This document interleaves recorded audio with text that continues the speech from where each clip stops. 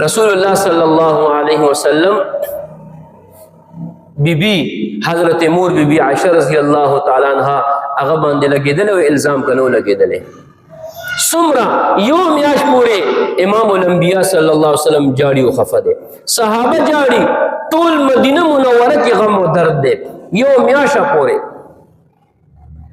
امام الانبیاء صلی الله علیه وسلم چې کله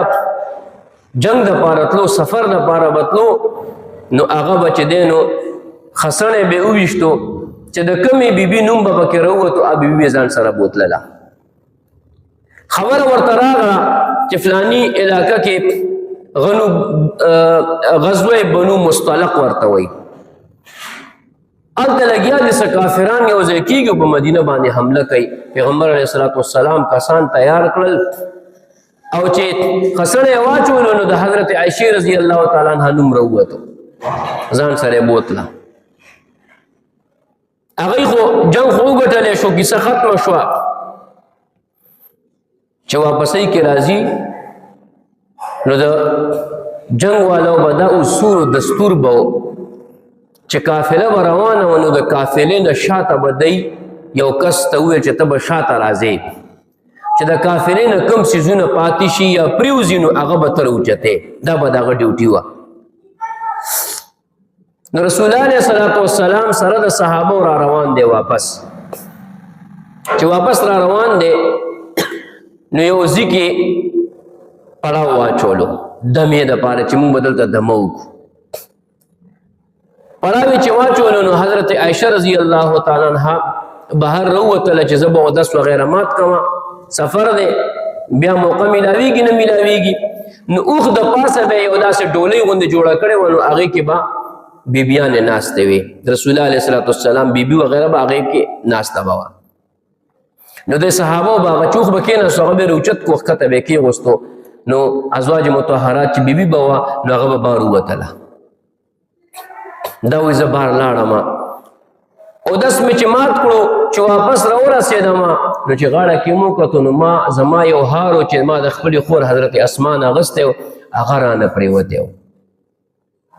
نو زه هغه هار پسې واپس لاړم غزاله واپس لاړم او هار تلاش کوم چې دې دوران د تلو وخت راغی نو صحابه پیغمبر علیه السلام حکم کو چیزې چیزو نو صحابه هغه ډولۍ روچته کوو د پاسه کې غوستا خو پته ونه لګیدا ځکه چې مور بیبي لږ سپکوا جنې وسپکوا نه پته ونه لګیدا چې دن نشته او کنيشته دی هغه ورته دن نه سره نو هغه اوخ د پاسه کې غوستا او بس خلک روان شو هر چې ملو شو چې دا واپس راغله میدان صفا دی ټول تللی دي څوک هم نه خو دي خو څوک هم نشته دی نو زنانو د څه بدل چې په کومه لاره تلل دي کومه لاره نه دي تلل نو حضرت عائشہ رضی الله مور بیبي فرمایل چې زه مغه ځای کې کېناستم ما ویل چې خامخا چې کله پته ولګي چې نشته دی نو دلته به زما تلاش کې راځي هلته کېناستم چې څه وخت تېر شو نو بس ډډه مې وواله او خوب را باندې غلبه شو وده شوم چې وده شوم وی آواز مې واورېدو انا لله و انا الیه راجعون دا آواز مې واورېدو سترګې مې کولاوې کړې نو مخامخ یو صحابي دی چې کم شاته به راتلو صفوان ابن معطل رضی الله تعالی عنه هغه مخامخ ولاړ دی بس مې ما مخ پټ کړو مخ مې څه کړو پټ مې کړو حضرت صفوان وی ما کو پیجندا ځکه چې ما د پردې نه مخکې کتلې وه پردې نه مخکې ما کتلې وه نو مې پیژنده چې دا خو د پیغمبر اسلام بیبي ده دا خو لوی پریشاني جوړه شوه چې بیبي دلته یوازې پاتې شوې ده نو د دې ځای نه علما یو مسله درته د میاس کې کومه د دې ځای نه علما فرمایي چې د زنانو باندې د مخ پرده فرض ده دا څه فتنې راووتې چې هغوی وایي زنانو باندې د مخ پرده نشته دی زنانو باندې او فتنه ټول د مخ نه جوړیږي فساد ټول د مخ نه جوړیږي هغوی د مخ پرده نشته دی وایي حضرت علی کرم الله وجهه فرمایي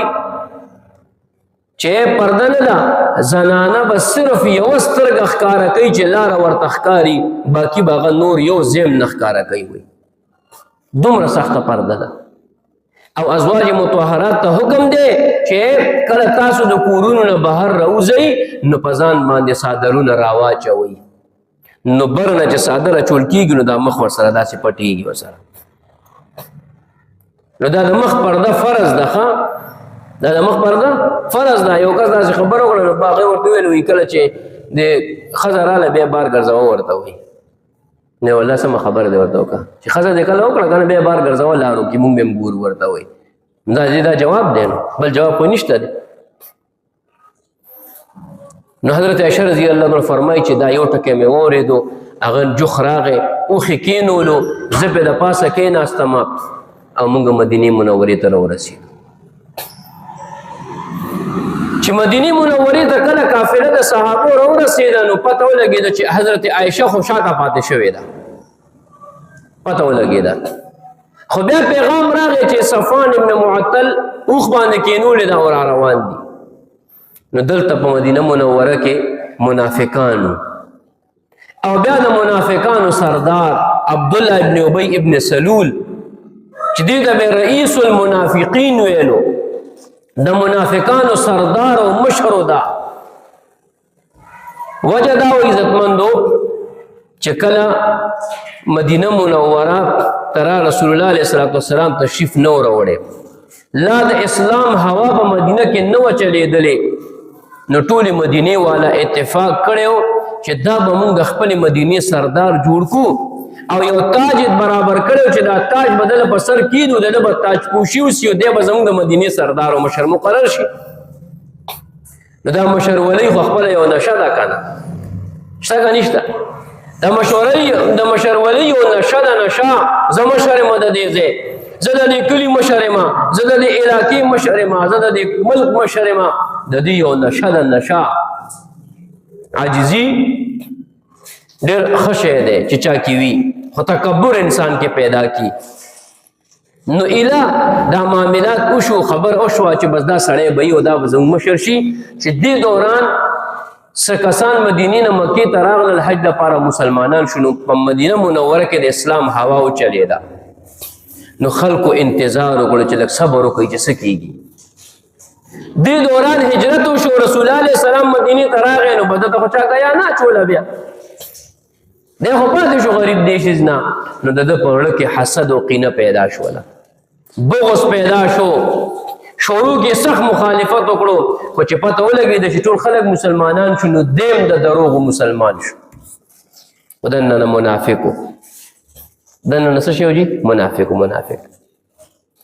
نو چې کله حضرت مور بی بی عایشه را رسېده نو ده په مدینه کې دروغ او پروپیګنډه خوره کړې وه چې معاذ الله حضرت صفوان او حضرت عایشې خپلو کې بدکاري وکړله. دا پروپیګنډه خوره وه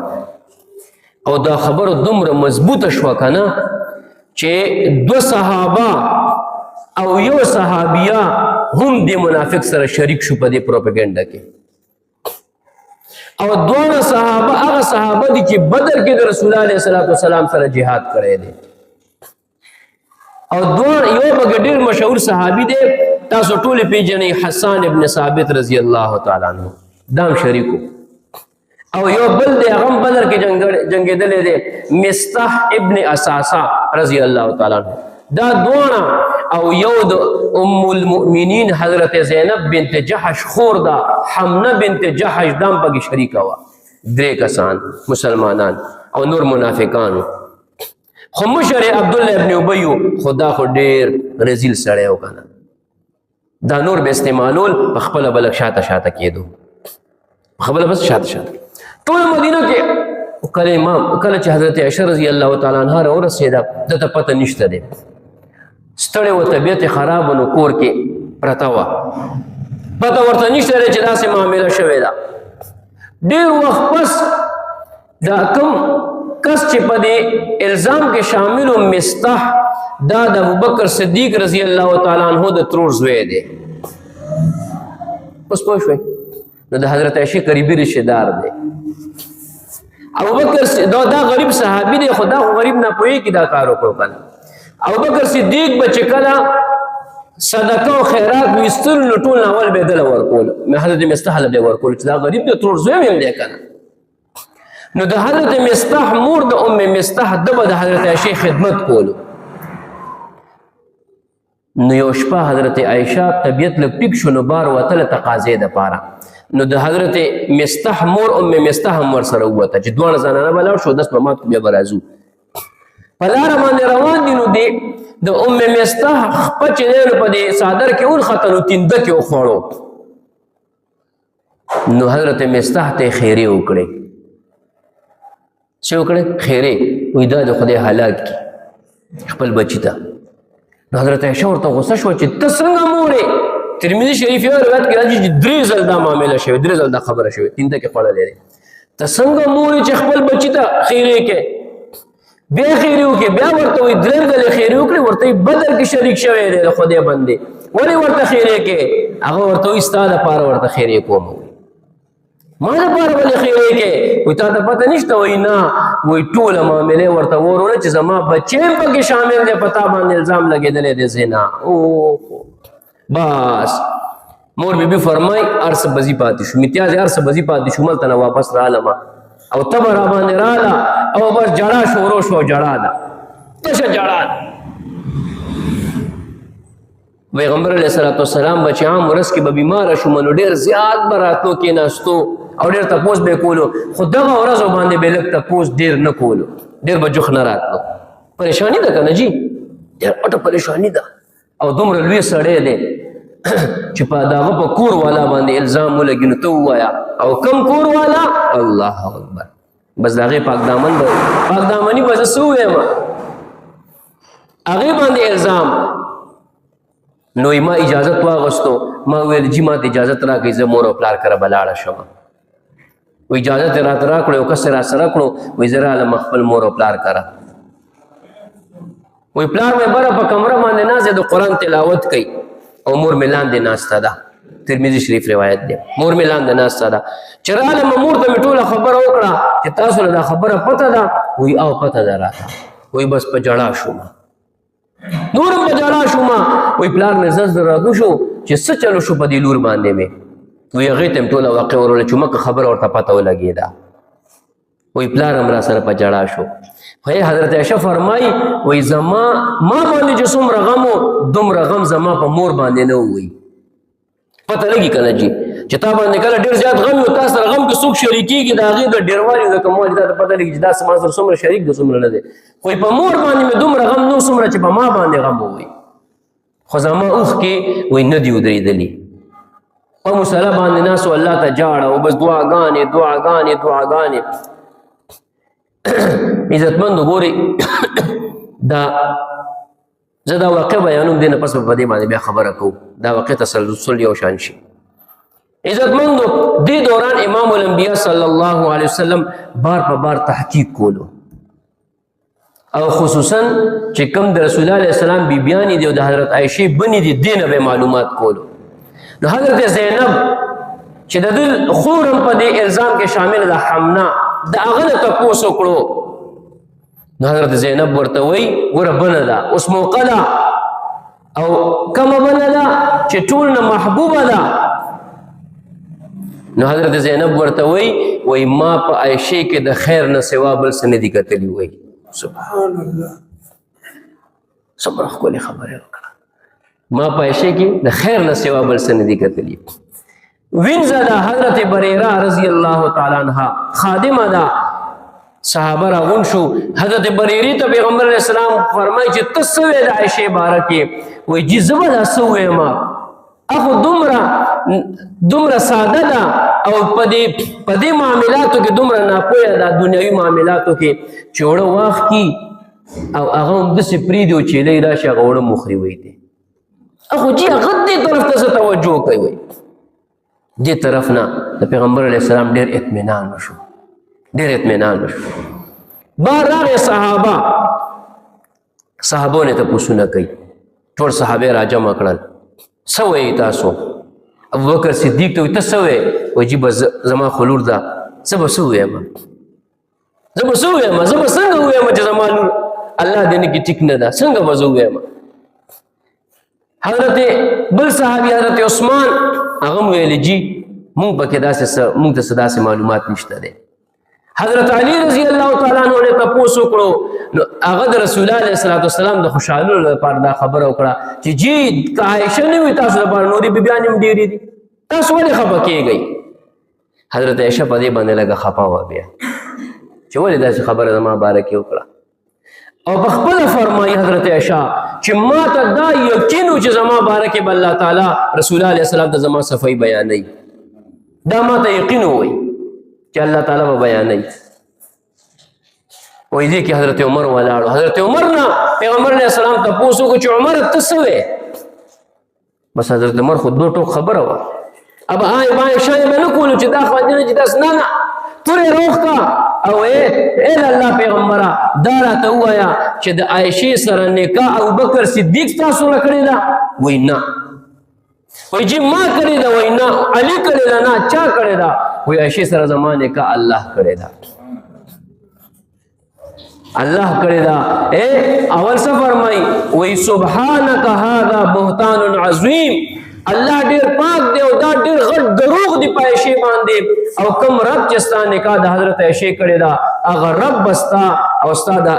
هغه رب بستا د بیبي صفایي په قرآن کې الله بیانوي ورته وایي دو ټوک الفاظ بس خبره ختمه کړه رسول الله علیه الصلوۃ والسلام چې دا خبره واورېدې په منبر باندې ودرېدو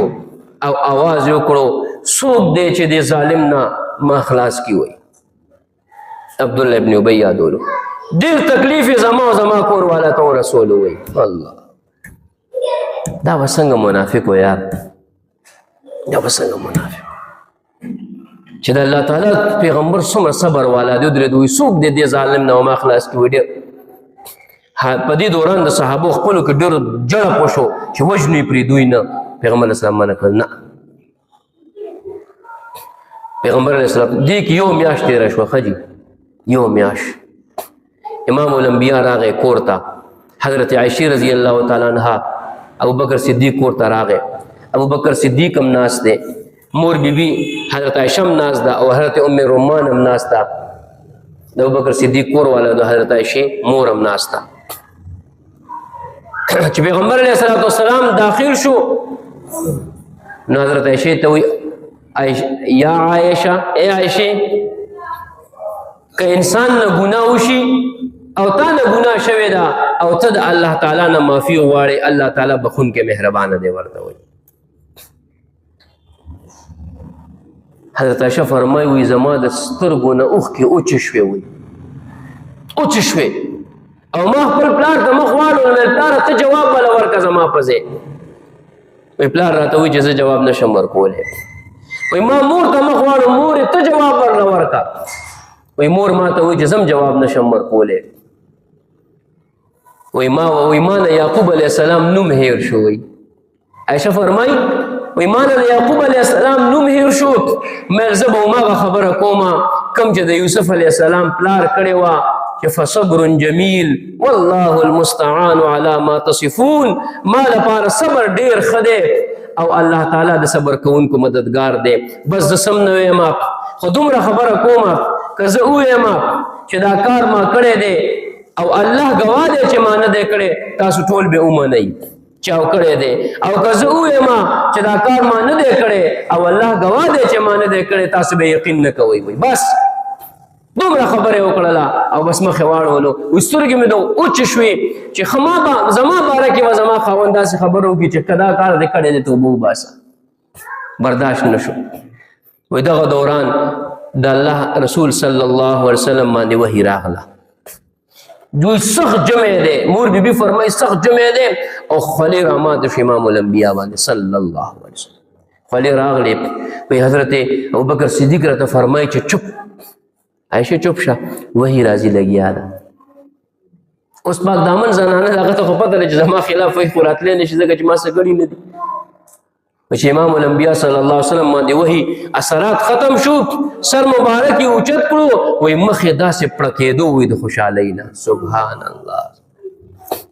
رنګ مبارک به وایي چې کله به خوشحاله شو دا رنګ مبارک به داسې تک سور شو د خوشحالۍ نه پړکېدو به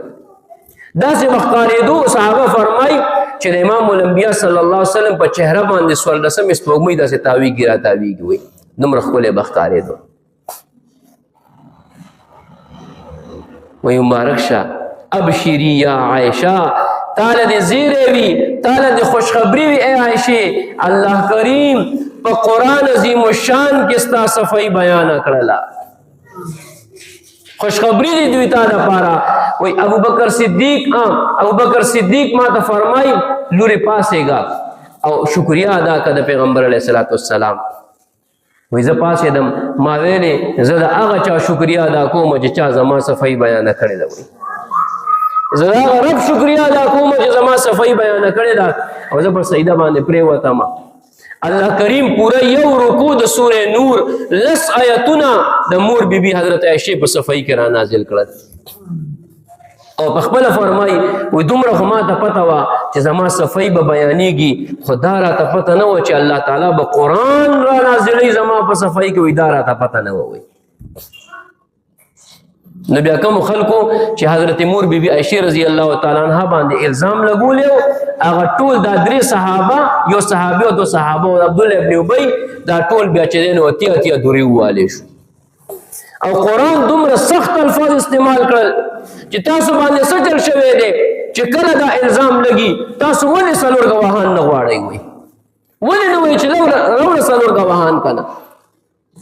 ولې تاسو دا ونه ویلې چې سبحانك هذا بهتان عظیم حضرت عمر به فرمایل کوم الفاظ چې دنیا کې ما ویلي او الله تعالی هغه الفاظ په قرآن کې را نازل کړل